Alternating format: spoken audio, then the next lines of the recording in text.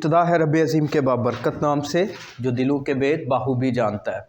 आज हमारी थ्योरी की दूसरी क्लास है और गुज़श्ता रोज़ हमारी जो क्लास थी वो कंप्यूटर की डेफिनेशन,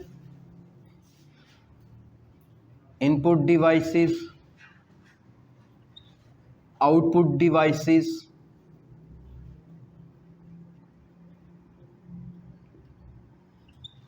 और इसी तरह से हार्डवेयर,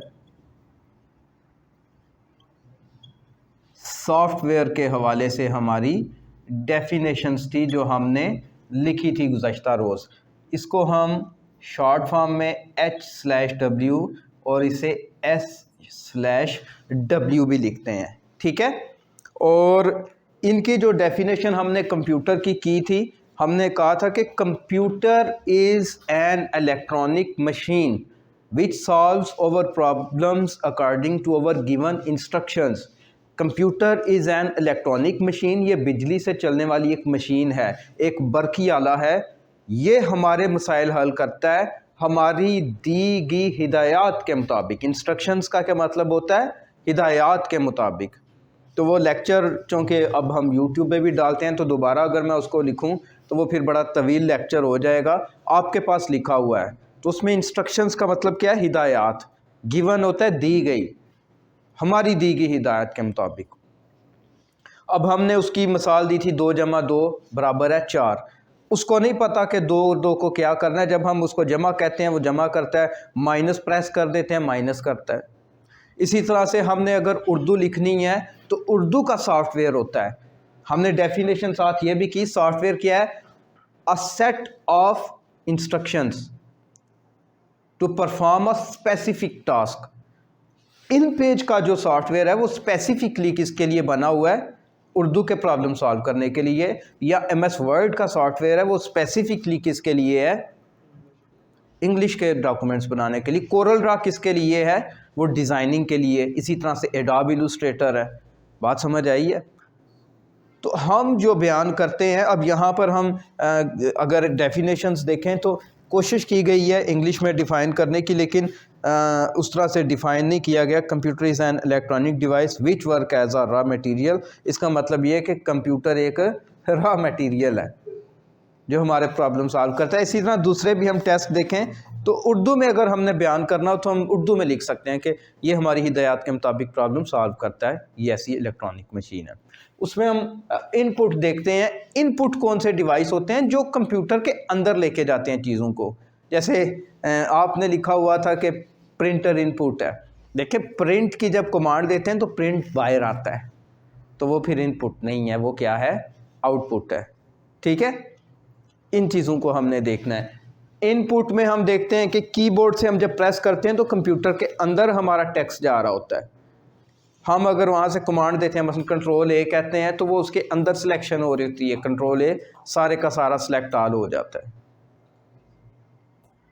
माउस अंदर इंस्ट्रक्शंस लेके जाता है। माइक्रोफोन हमारी वॉइस उसके अंदर लेके जाता है। स्कैनर जो कुछ हम डॉक्यूमेंट रख के स्कैन करते हैं वो स्कैन करके उसके अंदर लेके जाता है। जॉयस्टिक जब हम उसको मूव करते हैं, गाड़ी वाली अगर गेम है तो उसको इधर उधर मूव करना है, तो जिस तरफ को हम उसको प्रेस करेंगे उस तरफ को वो फिर गाड़ी मूव होती है, तो उसके अंदर इंस्ट्रक्शंस जा रही हैं। जबकि प्रिंटर से बाहर हम पेपर को निकालते हैं, जो कुछ अंदर लिखा था उसके हमने। स्पीकर लगाते हो, जो अंदर की वॉइस होती है, अंदर कोई बंदा बोल रहा है तो वो बाहर आ रही होती है, ठीक है। मॉनिटर के ऊपर उसके अंदर से जो वीडियो प्ले हो रही है वो हम देख रहे हैं। हार्डवेयर है, हम जिनको टच कर सकते हैं, वो कंप्यूटर के पार्ट जिनको फील कर सकते हैं। सॉफ्टवेयर वो है उसके अंदर जो इंस्ट्रक्शन है उनको हम टच नहीं कर सकते, जो अंदर सॉफ्टवेयर चल रहा है। या फिर हमने उसकी डेफिनेशन क्या की है? A specific set of task which is given to computer to perform a specific task. Specific set of instruction to perform a specific task, ठीक है। अब यही डेफिनेशंस आपको मैंने कहा कि आप अगर अभी गूगल पे जाके देखेंगे मीनिंग्स यही हैं लेकिन वर्ड्स डिफरेंट होंगे, तो स्टूडेंट वहाँ पे भी कंफ्यूज हो जाते हैं। विकीपीडिया पे ये डेफिनेशन है, टेक्स्ट बुक में ये है, कीबोर्ड बुक में वो है, सर ने तो ये पढ़ाई है। उसका उर्दू का आपका कॉन्सेप्ट सीधा होना चाहिए। अभी बात समझ आई है मेरी? तो आप जो कुछ लिखें उसमें अगले बंदे को वो कॉन्सेप्ट मिलना चाहिए कि आपने क्या लिखा है। तो अब बेसिक जो इसके डिवाइसेस हैं, मैं जब आपको पहली क्लास देता हूं, जब हम स्टार्ट करते हैं कोर्स को, तो मैं फिर बेसिक पार्ट्स ऑफ कंप्यूटर लिखवाता हूं। वो मैं फिर क्या लिखवाता हूं? माउस और कीबोर्ड, क्योंकि ये वो चीज़ें हैं जिनके बगैर कंप्यूटर उस तरह से ऑपरेट नहीं करता। कुछ ऐसे डिवाइस हैं जो ना हो तो हमारा कंप्यूटर काम करता, और जनरली वो नहीं होते, जैसे printer, scanner, joystick, microphone, speaker भी नॉर्मली कम ही, वो बाज़ का उसके अंदर ही स्पीकर होता है। लेकिन ये जो डिवाइसेस हैं, चार बेसिक जो हैं, माउस, कीबोर्ड, सिस्टम यूनिट और मॉनिटर या एलसीडी, जो भी इनमें से आप यूज़ कर रहे हैं, ये मस्ट है। अब हम दो चीज़ें मैंने कल आपको बताई थी जब हम अपना लेक्चर क्लोज कर रहे थे, डेटा और इंफॉर्मेशन।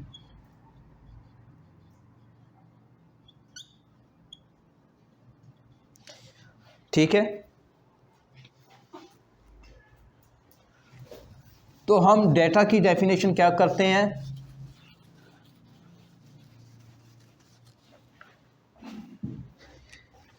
डेटा की डेफिनेशन क्या होगी?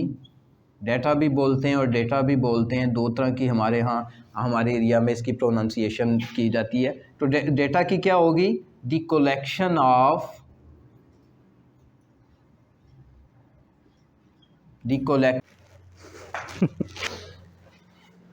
अच्छा, YouTube वाले स्टूडेंट्स के लिए थोड़ा सा ये इंटरप्शन हो गया हमारा, क्योंकि कैमरा हमारा बंद हो गया था। तो मैं यहाँ से रिपीट कर देता हूँ कि डेटा की हमने जो डेफिनेशन की है, ये केबल थोड़ी सी करें, the collection of rough facts and figures is called data.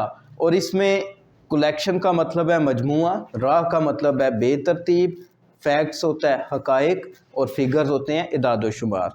तो हकायक का बेतरतीब मजमुआ क्या कहलाता है? हकायक और इदाद शुमार का जो बेतरतीब कलेक्शन है, मजमुआ है, वो क्या कहलाता है? डेटा कहलाता है। इसमें हम एग्जांपल दे रहे हैं ये स्टूडेंट्स की, और इसमें हर स्टूडेंट जो है वो अपनी तरतीब से उसने लिखा हुआ है अपना पर्सनल डेटा। और अगर हम इसकी बेस पे इस डेटा को परखें, हम इसकी बेस पे अगर इसको कहीं पे लिख रहे हैं, तो फिर इसके कॉन्टैक्ट नंबर की जगह इसके पोस्टल एड्रेस को हम ऐड कर रहे हैं और इसके ईमेल एड्रेस को।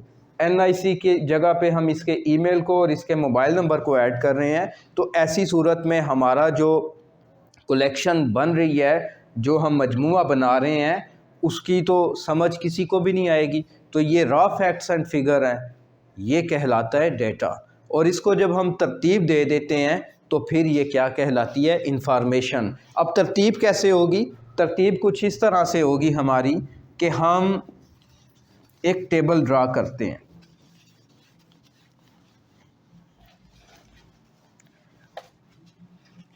अब इसकी तरतीब के दो तरीक़ाकार हैं।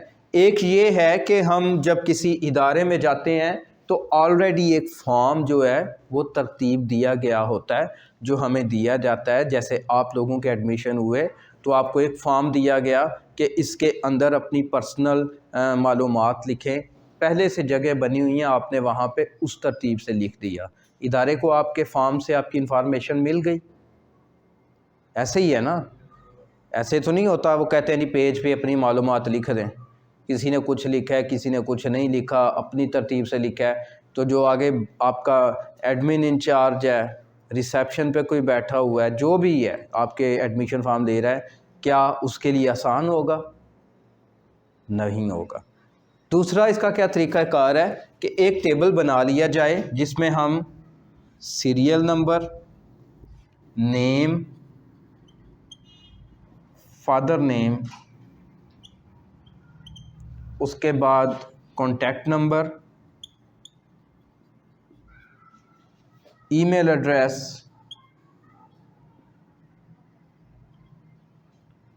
और इसी तरह से postal address and so on, जो भी आपके इदारे की रिक्वायरमेंट है उस हिसाब से। अब यहाँ पर हम हर स्टूडेंट के यहाँ पर नाम है, हर स्टूडेंट के वालिद के नाम है, कॉन्टैक्ट नंबर है, ईमेल एड्रेस है, पोस्टल एड्रेस हैं, हम हर बंदे की, मिसाल के तौर पे ए स्टूडेंट है तो हमें पता होगा जी ये इसका फादर नेम है, इसका कॉन्टैक्ट नंबर है, ईमेल एड्रेस है, पोस्टल एड्रेस है।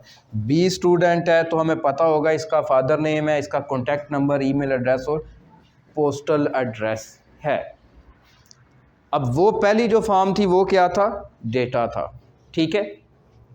इसकी दूसरी मिसाल आप आम ज़िंदगी में ले सकते हैं कि आप अपने कंप्यूटर की डी ड्राइव में बिलखसूस हम कह लें वहाँ पे डाटा रखना चाहिए, जहाँ पे भी आप रखते हैं, डेस्कटॉप पे, माई डॉक्यूमेंट्स में, डी ड्राइव में आप पिक्चर्स भी फेंक रहे हैं, वीडियोस भी फेंक रहे हैं, ऑडियो सॉन्ग्स भी फेंक रहे हैं, नातें भी फेंक रहे हैं वहाँ पे, मतलब एक ही जगह सारा कुछ फेंक रहे हैं। तो क्या वहाँ से आपको अपने लिए कुछ आपने निकालना है तो ईजी होगा? नहीं। उसको अगर आप फ़ोल्डर बनाएं, ये वीडियोज़ हैं, ये ऑडियो है, ये इमेज हैं, ये टेक्स्ट डॉक्यूमेंट है, तो आप अपने कंप्यूटर में से जो भी इंफॉर्मेशन निकालना चाहते हैं, लेना चाहते हैं, आपके लिए ईजी होगा। इसी तरह से अगर हमने इसको तरतीब दे दी है, वो हमारे लिए क्या कहलाएगी? इंफॉर्मेशन।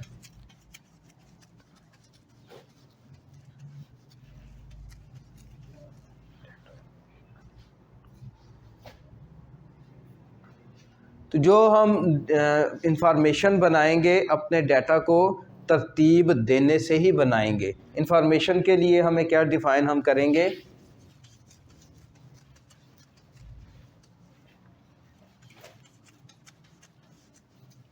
इंफॉर्मेशन के लिए हम इजी डेफिनेशन आज करवाता हूँ। इसकी दो डेफिनेशंस हैं, दूसरी मैं आज नहीं करवाऊँगा, इजी ही फ़िलहाल मैं करवा रहा हूँ ताकि आपको इसके कॉन्सेप्ट की समझ आ जाए। दो डेफिनेशंस आपको मुश्किल लगेंगी। इंफॉर्मेशन क्या है? द ऑर्गेनाइज्ड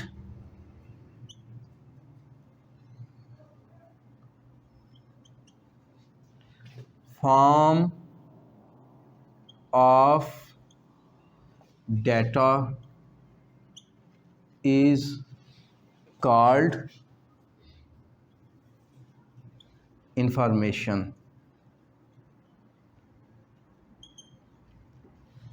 ठीक है।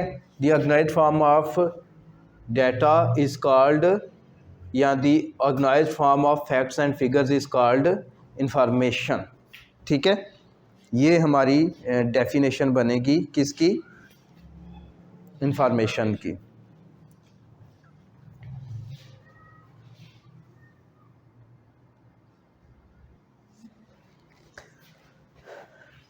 तो the organised form of raw facts and figures is called data, और the organized form of organized form of raw facts and figure is called information आप लिख सकते हैं, या the organized form of data is called information हो सकता है।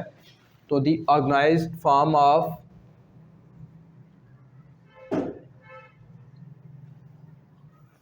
facts and figures, the organized form of fact and figures is called information। ये definition इसकी बनेगी।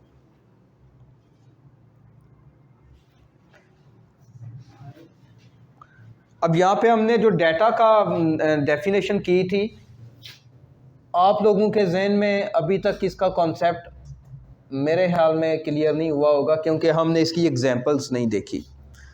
तो डाटा की फॉर्म्स क्या हैं? देखें, डाटा की किस्में क्या हैं?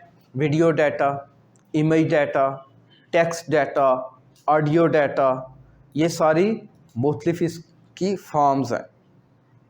वीडियो डाटा क्या है? हमारी वीडियोस वगैरह, मूवीज़ वगैरह, ये डाटा की वीडियो फॉर्म है।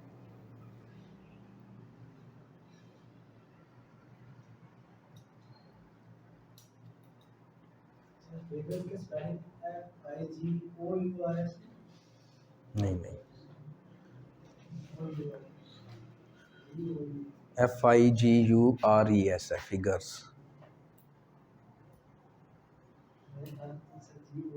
नहीं, वो नहीं।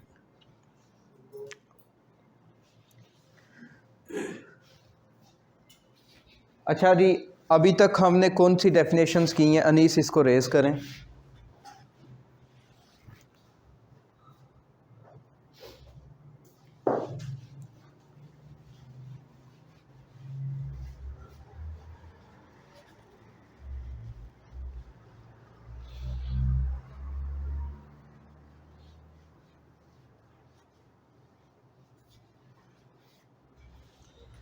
तो अभी तक हमने जो कुछ पढ़ा है उसमें क्या पढ़ा है? कंप्यूटर,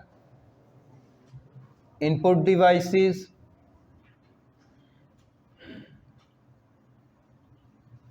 आउटपुट डिवाइसेस,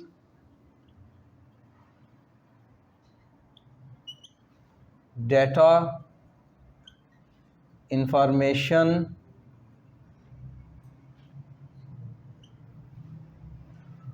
हार्डवेयर और सॉफ्टवेयर। यहाँ पर अब अगर हम हार्डवेयर को देखें तो हार्डवेयर में हम देखते हैं कि माउस है, कीबोर्ड है, सिस्टम यूनिट है, मॉनिटर या एलसीडी वगैरह है। सॉफ्टवेयर में हम देखते हैं कि वो वाले तमाम एप्लीकेशंस जो कंप्यूटर के अंदर हम यूज़ करते हैं वो उसकी एग्जांपल्स हैं। हार्डवेयर की अभी हम जो एग्जांपल ले रहे हैं वो है सिस्टम यूनिट, माउस, कीबोर्ड। तो सिस्टम यूनिट क्या चीज़ है? सिस्टम यूनिट क्या है? एन आयरन और plastic box which contain important devices of computer system is called system unit। काफ़ी है आज के लिए इतनी थ्योरी। तो कल इंशाल्लाह हम इससे आगे बढ़ेंगे और कल की क्लास में हम इससे मज़ीद आगे देखेंगे। आज जो आपने थ्योरी की क्लास का टेस्ट दिया है उसमें वो मुझे लगा कि आपने उस तरह से अपने कॉन्सेप्ट नहीं क्लियर किए हुए, तो कल दोबारा से ये सारे का सारा मैं टेस्ट में शामिल करूँगा, सारा टेस्ट लूँगा। ठीक है, चलें नेक्स्ट। प्रैक्टिकल कितना किया आपने?